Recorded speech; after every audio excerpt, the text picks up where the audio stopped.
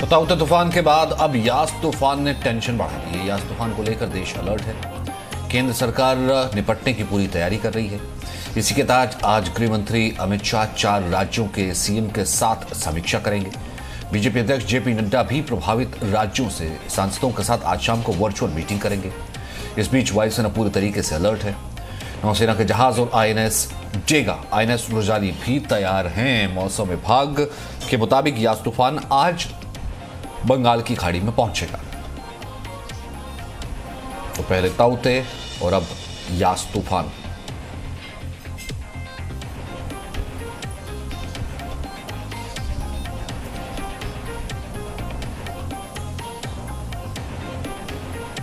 और इस बीच 10 बड़े अपडेट यास को लेकर के हम आपको बता देते हैं। गृह मंत्री अमित शाह की 4 राज्यों के सीएम का समीक्षा बैठक है। बैठक में ओडिशा, आंध्र प्रदेश, पश्चिम बंगाल के सीएम मौजूद रहेंगे। वहीं अंडमान निकोबार द्वीप समूह के उपराज्यपाल भी मौजूद रहेंगे। बीजेपी अध्यक्ष जेपी नड्डा की 4 राज्यों के सांसदों के साथ वर्चुअल मीटिंग है। रविवार को प्रधानमंत्री मोदी ने हाई लेवल समीक्षा बैठक की थी। आज शाम बंगाल की खाड़ी में यास तूफान पहुंचेगा।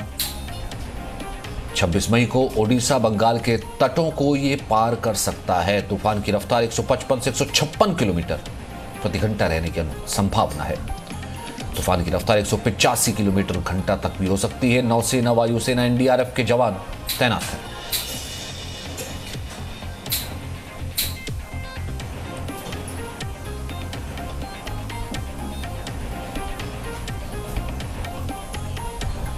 पूजा मेहता इस वक्त हमारे साथ कोलकाता से मौजूद हैं। पूजा, हालांकि समीक्षा बैठक होनी है लेकिन तैयारी एनडीआरएफ ने भी की, एसडीआरएफ भी तैनात है। इस वक्त क्या आपके पास इंफॉर्मेशन है?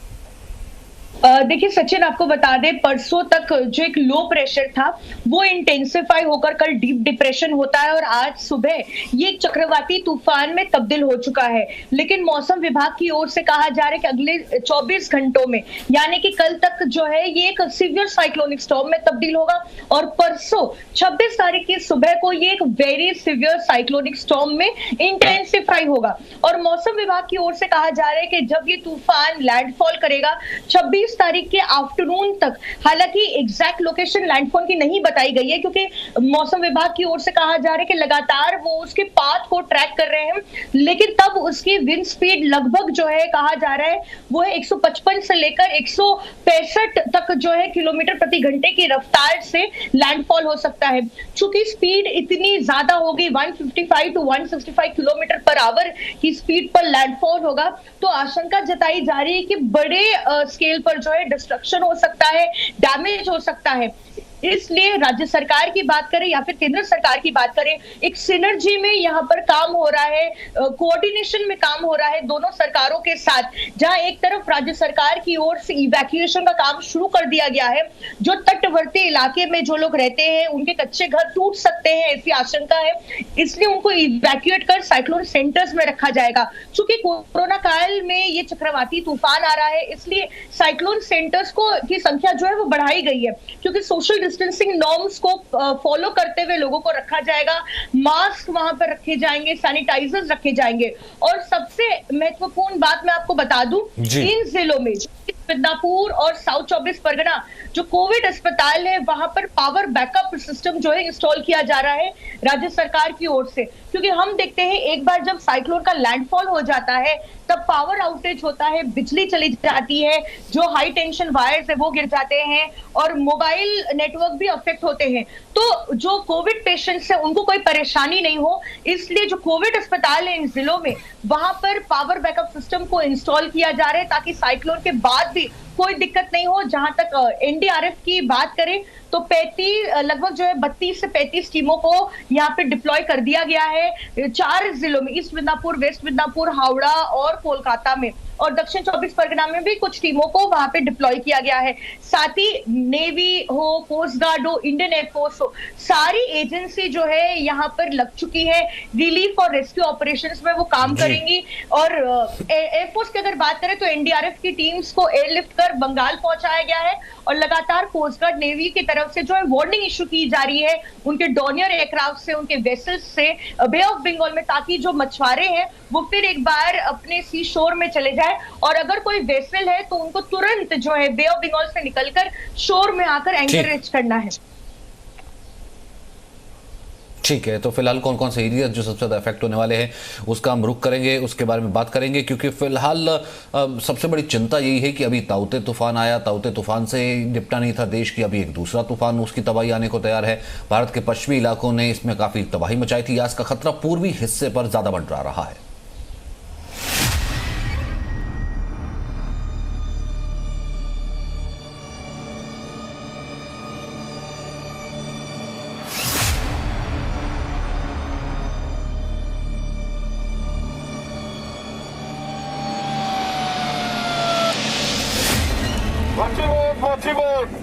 इंडियन कोस्ट गार्ड को पहुंचे, समुद्र और तूफान आने वाला है। आप लोग को अनुरोध, आप लोग हार्बर में चला जाइए।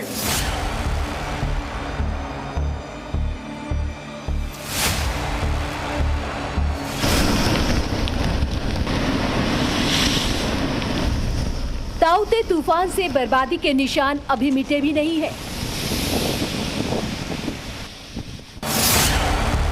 लेकिन अब यास का खतरा मंडराने लगा है।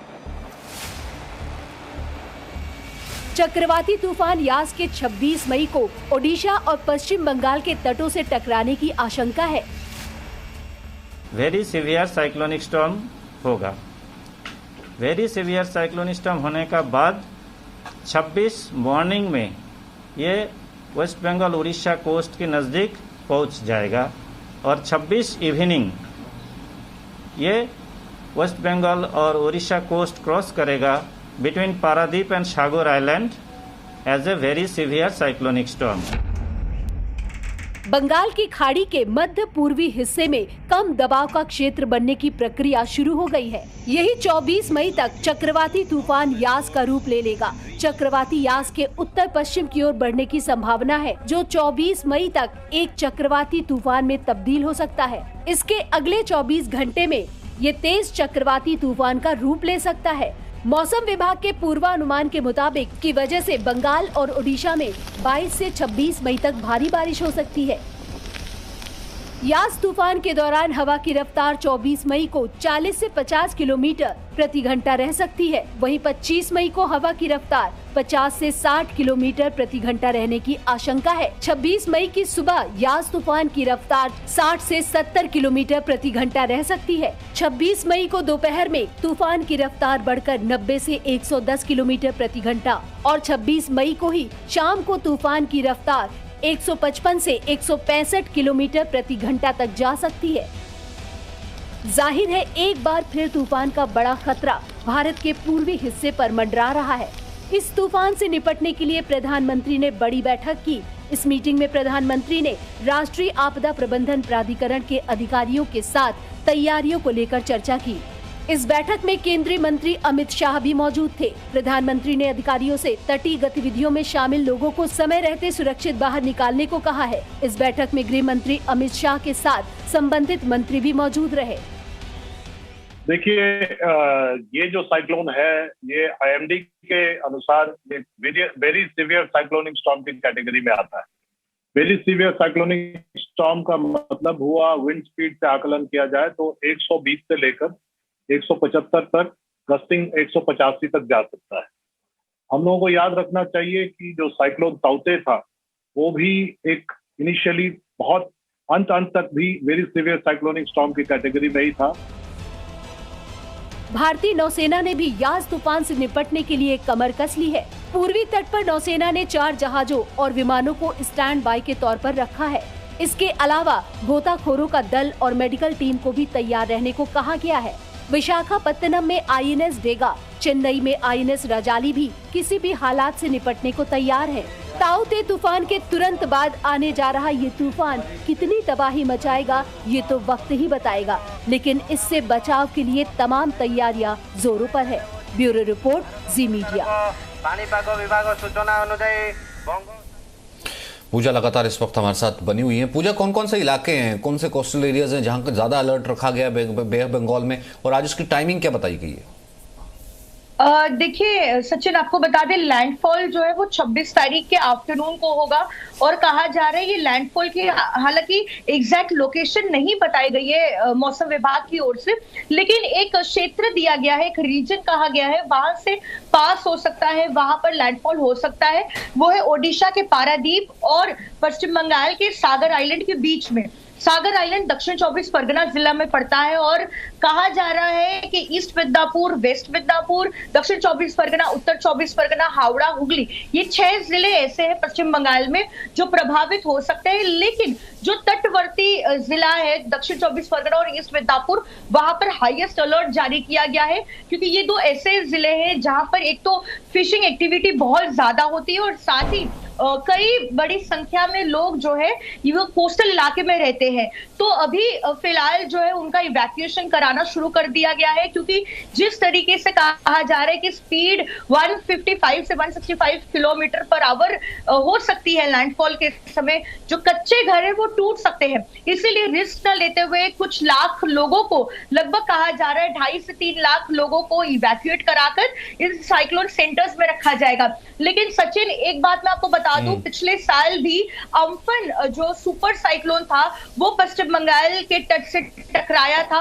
और हमने हेवी डैमेज और डिस्ट्रक्शन देखा था। लेकिन उस बार हमने देखा था पिछली बार की कोऑर्डिनेशन की प्रॉब्लम थी राज्य सरकार और केंद्रीय सरकार की एजेंसियों में, इसलिए लगभग जो रिलीफ रेस्क्यू ऑपरेशंस थे वो बेहद डिलेड हो रहे थे। लेकिन अगर इस साइक्लोन की बात करें तो काफी ज्यादा कोऑर्डिनेशन देखने को मिल रहा है स्टेट और सेंट्रल गवर्नमेंट की एजेंसी में, और अभी से आर्मी की जो टीम्स है उनको स्टैंड बाई पर रखा गया है। इंडियन आर्मी के 8 कॉलम को स्टैंड बाई रखा गया और साथ ही इंजीनियर्स के टास्क फोर्स को भी अलर्ट कर दिया गया है, ताकि तुरंत साइक्लोन के बाद जो रेस्क्यू रिलीफ ऑपरेशंस करने होते हैं, जो हाई टेंशन वायर टूट जाते हैं, जो पेड़ उखड़ जाते हैं, साथ ही साथ जो और सड़कें जो टूट जाती है, सड़कों को जो क्लियर करने का काम है, वहां पर आर्मी से मदद ली जा सके, एनडीआरएफ से मदद ली जा सके, इसलिए पहले से ही इस बार राज्य सरकार ने रिक्वेजिशन देते हुए उनको स्टैंड बाई पे रख दिया है। ठीक है पूजा, यानी कि फिलहाल जो है ये तैयारी जो है राज्य सरकार की तरफ से की गई है कि उनको स्टैंड बाय पर रखा गया है। केंद्र सरकार की तरफ से भी पहले तैयारी की गई थी, लेकिन इस बार जो है जैसे गृह मंत्री आपने कहा कि आज बैठक करने वाले हैं, पश्चिम बंगाल की मुख्यमंत्री मौजूद रहेंगी। अब इसको क्योंकि लोगों की जान इंपॉर्टेंट है और नुकसान ना हो, और ऊपर से कोरोना चल रहा है, इसको लेकर के बहुत इंपॉर्टेंट है कि किस तरीके की फिलहाल पॉलिटिक्स या किस तरीके की राजनीति ना हो। तो क्या ये उम्मीद कर सकते हैं कम से कम आज की ये बैठक इस राजनीति से परे रहेगी? बिल्कुल, जैसा कि आपको याद होगा कि अम्फन के समय भी प्रधानमंत्री नरेंद्र मोदी आए थे एक एरियल सर्वे के बाद, लेकिन उसके बाद भी राजनीति शुरू हो गई थी और राज्य सरकार लगातार ये आरोप लगा रही थी कि जितना कॉम्पेंसेशन मिलना चाहिए उनका नहीं मिला है, जितना रिलीफ पैकेज वो लोग एक्सपेक्ट कर रहे थे नहीं मिला। सिर्फ एक एडवांस 1000 करोड़ का पैकेज पिछली बार दिया गया था। आज भी मुख्यमंत्री ममता बनर्जी कहती है कि रिलीफ पैकेज जो है वो अम्फन साइक्लोन के बाद नहीं मिला। तो कहीं ना कहीं बंगाल की अगर बात करें सचिन, तो कोई ऐसा मौका नहीं होता जिसमें राजनीति ना हो। चाहे कोई चक्रवाती तूफान बंगाल से टकराए और उसके बाद हेवी डैमेज हो जाए, डिस्ट्रक्शन हो जाए, या फिर अगर कोरोना वायरस की अगर बात करें तो हर एक मुद्दे में पश्चिम बंगाल में राजनीति होना लगभग तय है। लेकिन हम यही उम्मीद करते हैं कि इस बार जब ये तूफान आएगा तब कोई राजनीति ना हो और दोनों सरकारें मिलकर जो है वो लोगों के पास खड़ी हैं। उम्मीद यही करते हैं कि फिलहाल जो कोऑर्डिनेशन है वो बेहतर हो, ताकि लोगों की जान बचे, नुकसान ना हो, एरियाज को पहले ही आइडेंटिफाई कर दिया जाए। अब बात करते हैं तूफानों के नाम की। तूफानों के एक से एक नाम है, ताउते, अम्फान और अब यास तूफान। कैसे पढ़ते हैं, क्या ये नाम होते हैं, आइए समझते हैं।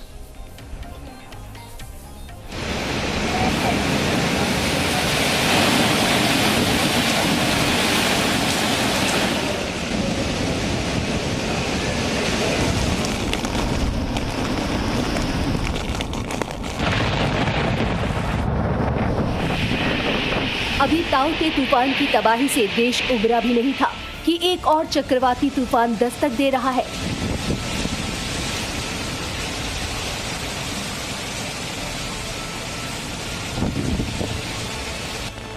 ताउते ने पश्चिम से आकर तबाही मचाई थी, लेकिन अब तबाही पूर्व दिशा से आ रही है और इस तबाही का नाम है यास। इस तूफान को यास नाम ओमान ने दिया है, जिसका मतलब होता है निराशा। इससे पहले आए ताउते तूफान को नाम म्यांमार से मिला था। ये नाम म्यांमार में पाई जाने वाली छिपकली की एक प्रजाति का है। आप सोच रहे होंगे कि आखिर तूफान का नाम क्यों रखा जाता है और किस आधार पर रखा जाता है। इसलिए तूफान के नामकरण को लेकर हम आपको कुछ दिलचस्प बातें बताएंगे। यास और ताउते तूफान से पहले भी टीना, कटरीना, रीटा, नरगिस और लैला जैसे नाम तूफानों के रखे गए हैं। 19वीं शताब्दी के आखिरी वर्षों में ऑस्ट्रेलिया में एक व्यक्ति ने समुद्री तूफानों को नाम देना शुरू किया था। बाद में इस व्यक्ति ने उन नेताओं के नाम पर तूफानों का नामकरण शुरू कर दिया जो उसे पसंद नहीं थे। हालांकि अब तूफान को नाम देने के लिए बहुत ही औपचारिक प्रक्रिया का पालन करना होता है। अब वर्ल्ड मेटीरियोलॉजिकल ऑर्गेनाइजेशन के तहत आने वाली 5 क्षेत्रीय संस्थाएं अपने अपने इलाकों में आने वाले तूफान का नाम तय करती हैं। ये नाम पहले से ही तय होते हैं ताकि इसे लेकर लोगों को वक्त पर जानकारी मिल जाए और वो बचाव की तैयारी कर सके। भारत जिस क्षेत्र में आता है वहाँ तूफान का नाम 13 देश मिलकर रखते हैं। संयुक्त राष्ट्र आर्थिक और सामाजिक आयोग, एशिया और प्रशांत पैनल ऑन ट्रॉपिकल साइक्लोन में 13 देशों के सदस्य हैं। इनमें Bharat, Bangladesh, Myanmar, Pakistan, Maldives, Oman, Sri Lanka, Thailand, Iran, Qatar, Saudi Arab, संयुक्त अरब अमीरात और यमन है जो चक्रवात का नाम तय करते हैं। 8 सदस्यों वाले पैनल में 2004 में 64 नामों की एक लिस्ट फाइनल की थी। पिछले साल भारत में कहर बरपाने वाले चक्रवात के लिए अम्फान नाम उसी सूची में अंतिम नाम था। WMO या एस्केप समिति ने 2018 में 5 और देशों को शामिल करने के लिए सदस्यों की सूची का विस्तार किया। पिछले साल एक नई सूची जारी की गई थी जिसमें चक्रवातों के 169 नाम है। ये नाम 13 देशों के 13 सुझावों का संकलन है। Bureau report, ji media. Presenting B News app, available on Google Play and App Store. Download it now.